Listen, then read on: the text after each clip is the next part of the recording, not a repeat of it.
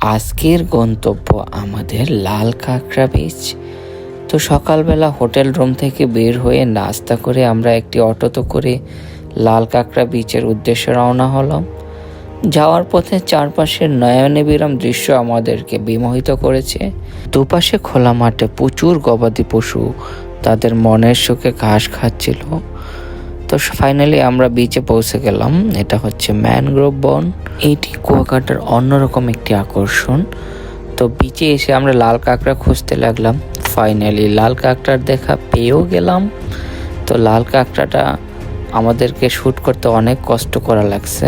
Beach পাড়ে জেলেরা তাদের জাল শুকাচ্ছিল। কিছুক্ষণের মধ্যে হয়তো তারা মাছ ধরার জন্য যাবে। কুয়াকাটার প্রধান আকর্ষণ হলো সূর্যোদয় দেখা। তো আমাদের সৌভাগ্য হয়েছিল সূর্যোদয় দেখার। তো এটা একটা অন্যরকম একটা অদ্ভুত একটা অনুভূতি।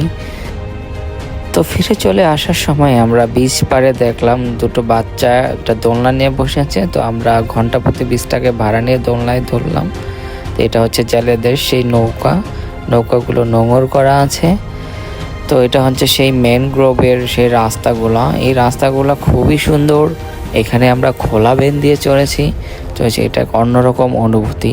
চারদিকে কুয়াশা ঢাকা, সাথে এই ম্যানগ্রোভ বন আর সাথে সূর্যোদয়। এটা আপনাকে একটা অন্যরকম অনুভূতি দেবে। আজকে এই পর্যন্তই। আল্লাহ হাফেজ।